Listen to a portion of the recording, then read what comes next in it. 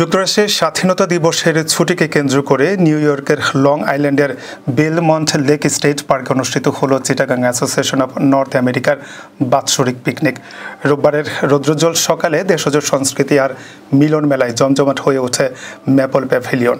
New York, new jersey, Connecticut, Atlanta, Philadelphia, Los Angeles সহ নানা শহর থেকে হাজারো প্রবাসী চট্টগ্রামবাসী অংশ নেন এই আয়োজনে।